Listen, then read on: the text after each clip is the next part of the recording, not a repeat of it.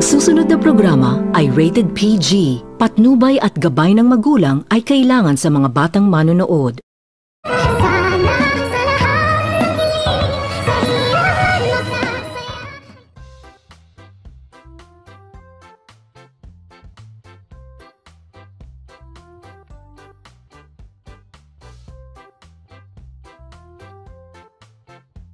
Gulat na gulat itong si Dr. Tanyag sa mga sinasabi ng kanyang kapatid na itong si Giselle, isa umanong impostor ang kanyang anak na itong si Zoe, sa kadahilanan na agad naman din itong tinanong ni Dr. Tanyag kung kanino umano nalalaman ng kanyang ate Giselle, at dito agad naman din itong itinuro ni Giselle itong si Dr. Lindon na siya umano ang nagsasabi nito, at matagal na umano nitong alam ni Dr. Lindon ang katotohanan na tinatago ni Zoe. Sa kadahilanan na agad naman din itong ipinatawag ni Dr. Lindon itong si Zoe at ang kanyang anak na itong si Annalyn, at dito ikinagulat naman din ito ni Zoe kung bakit umano biglang nagpatawag ang kanyang daddy at isinama pa umano itong si Annalyn.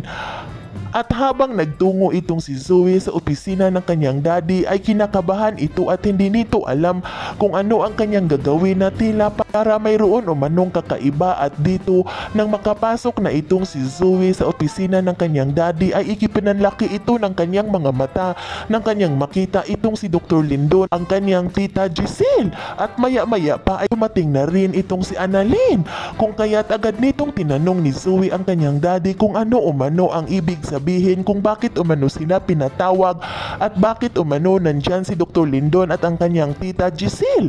At dito agad itong nagsalita itong si Dr. Tanyag at sinabihan nito ni Dr. Tanyag ang kanyang anak na itong si Zoe na umupo muna umano ito dahil gusto umano nitong makausap ng masinsinan ni Dr. Tanyag itong si Zoe.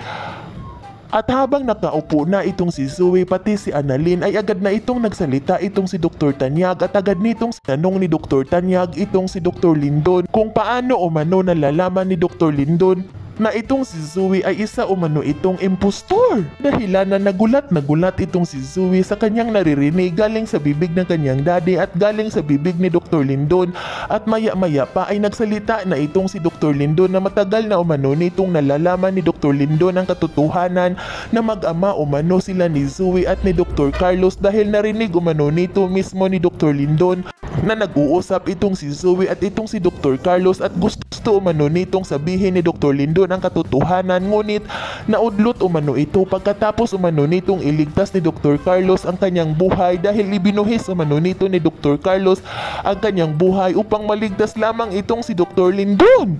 Yan ay ating aabangan sa susunod pang pangyayari sa kaganapang ito ng abot kamay na pangarap. Huwag mong kalimutang isubscribe at i-hit ang notification bell ng aking channel.